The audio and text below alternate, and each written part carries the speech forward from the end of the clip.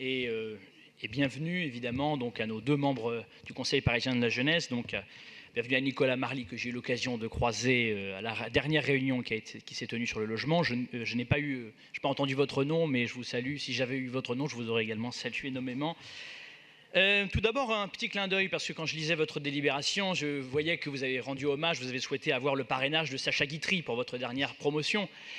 Et évidemment, je trouve que ce choix est très justifié, puisque la phrase est très belle. Hein, la phrase être à Paris, ce n'est pas naître à Paris, c'est y renaître tous les jours.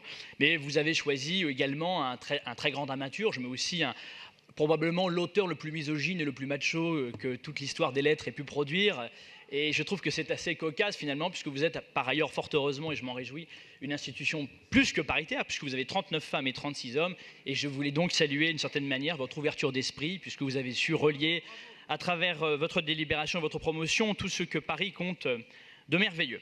Maintenant, plus sérieusement, ce que je voudrais dire, c'est tout simplement 3 messages. Le premier, c'est un accusé de réception. Et les deuxième et troisième messages, ce sont des conseils. Bon, je peux me permettre éventuellement, puisque j'étais membre du premier Conseil parisien de la jeunesse, c'était pas aussi rock'n'roll peut-être que vous. En tout cas, c'était peut-être pas aussi productif, mais en tout cas, je suis sûr que ça vous a peut-être aidé. Alors, tout d'abord, l'accusé de réception. D'abord, message reçu, vous dites dans votre délibération, il nous semble important de pouvoir rencontrer plus régulièrement les élus de l'opposition et les non-inscrits. Eh bien, nous sommes à votre disposition. Je profite de cette intervention pour saluer d'ailleurs le travail de Pauline Véron qui nous invite régulièrement, nous les élus, quels que soient nos bords, aux réunions que vous organisez. On n'est pas toujours présent. Moi, j'essaye de venir systématiquement ou d'envoyer les collaborateurs de notre groupe. En tout cas, sachez que nous sommes vraiment à votre disposition et que évidemment, notre secrétariat général vous est évidemment complètement ouvert pour travailler sur vos sujets. Maintenant, les deux autres messages. Le premier conseil que je pourrais vous donner au nom de mon groupe, c'est ne soyez pas trop limitatif dans vos propositions. Votre prochain vœu, votre premier vœu finalement, qui sera examiné au Conseil de Paris, concerne le logement. C'est un sujet absolument central. C'est probablement le sujet sur lequel on va voir dans les 10 ou 20 prochaines années si Paris se transforme et fait partie des grandes métropoles, puisqu'aujourd'hui, un trop grand nombre de nos jeunes de province se disent « ça ne sert plus à rien d'aller à Paris, je vais aller carrément non plus à Londres ou à New York parce que ça coûte trop cher, mais je vais aller en Nouvelle-Zélande, en Australie. » Voilà, donc ça c'est un vrai problème. C'est un vrai problème pour les jeunes, mais c'est un vrai problème pour l'avenir de Paris. Vous avez raison de vous emparer de ce sujet. Mais je trouve, et je vous l'ai dit lors de notre dernière réunion, je trouve que vos propositions sont trop restrictives. Voilà. Pas face à la crise du logement, vous voulez mobiliser le parc social, vous avez raison, mais vous pouvez aussi avoir des idées sur le parc privé, sur le marché diffus. C'est exactement ce que veut faire la loi Elan qui a été adoptée récemment, avec le bail mobilité qui va permettre aux jeunes étudiants de pouvoir avoir davantage accès au logement locatif. Deuxième, également, toujours sur la question, ne soyez pas trop limitatif, explorez toutes les pistes.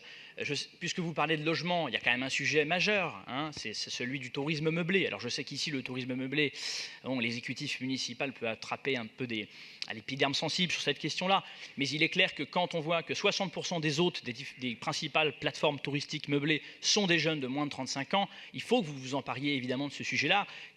Pas forcément pour faire des propositions, mais au moins pour rencontrer ces jeunes qui font ça, parce que je suis sûr d'ailleurs, puisque vous êtes représentatif, qu'il y a parmi vous des jeunes qui le font et qui peuvent aider une assemblée représentative et un exécutif comme celui qu'on connaît aujourd'hui. Troisième message, et donc mon deuxième conseil, c'est soyez indépendants. Soyez indépendants. Évidemment, le plus possible de l'exécutif. Je sais que je dis le plus possible parce que vous ne pouvez pas complètement être indépendant, c'est bien normal.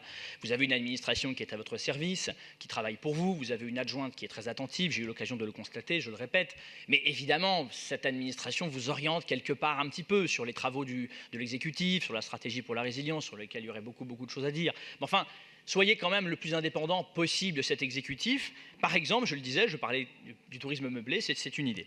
Soyez indépendant évidemment aussi de tous les groupes politiques, majorité, opposition confondue. Choisissez le nom de la promotion que vous voulez.